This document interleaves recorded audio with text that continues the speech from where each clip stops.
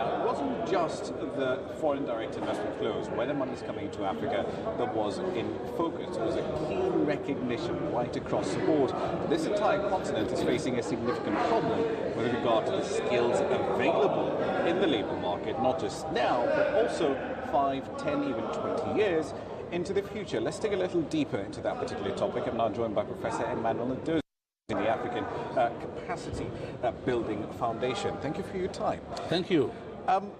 There's been a lot of emphasis on skills development, as you mentioned a little earlier, at this particular forum. But is labour mobility across Africa part of the solution, at least in the short term?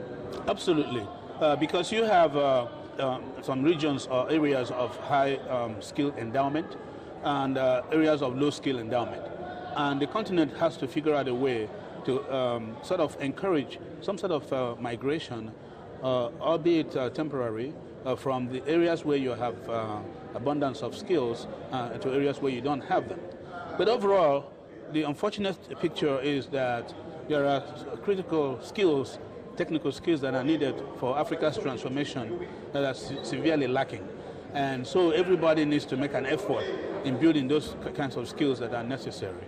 And that's why the ACBF is really spearheading and championing a kind of a skills revolution, working with the African Union to be able to really address those critical technical skills that African countries require to bring about economic transformation. The International Education Commission, they've been here. We've seen President Jakaya Kikwete, he's on that particular body. He's been making a very strong argument that, look, we need to sort out 4 key things. So, first of all, we've got to sort out funding to education, spending efficiency in education, obviously is a big issue. Access to education, especially the skills you're talking about, is key, and we need to provide learners with market-relevant skills, as we just touched on. But their plan involves foreign funding coming into the picture as well. But the question some of us are asking here is, why should American, British, UK, German taxpayers be funding something that we can pay for ourselves? I completely agree with you. If Africa wants to really address the education conundrum, it has to put its money where its mouth is and begin to understand that depending on foreign support, although that is necessary and that can augment domestic investment, but they have to really pay attention to domestically funding higher education. But let me tell you what we see as a problem for African education. The African educational institutions, number one, higher educational institutions are not necessarily educating African young people to address Africa's problems. So that's number one. And there is a disconnect between what is happening at the universities and the real economy. And that's why we propose that we should have a tripartite education dialogue among governments, the universities, and the private sector, so that they can actually produce the skills that are needed. Number two is, it's not just giving people education that matters.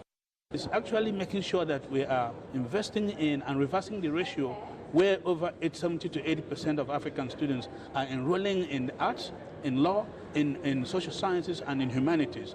When, if you're talking about industrialization, you really need to have 80% enrolling in mathematics, in engineering, in technology, and in science. Let me challenge you on that a bit. Around this time last year, Foxconn, major supplier to both Apple and Samsung, replaced 60,000 of its employees with robots. Yes. And one of the main themes that we've been talking about here is the trend towards automation, AI, the so-called fourth industrial revolution, as it were. So at a time when you've got people being replaced by machines, and that's happening now, and it is a continuing trend, where are all these jobs going to come from? Well, people have been replaced by machines for a long time now. In the last century, I think that's a process that was manifesting.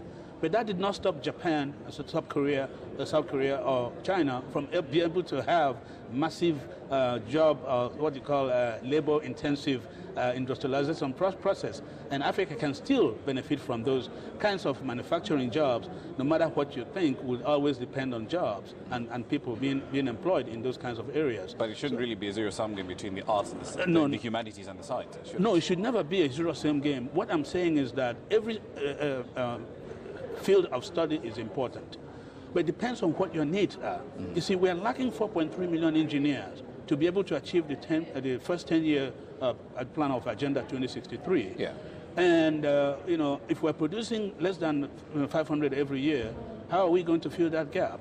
It can't happen. You know, it can't happen. All Therefore, so we need to really pay attention to the STEM, but we also need to pay attention to what I call not just building human capacity and creating skills, but also retaining those capacities and fully utilizing them. Within the continent. Within the continent, exactly. All right, a fair point, Professor. Thank you for your time. Thank you.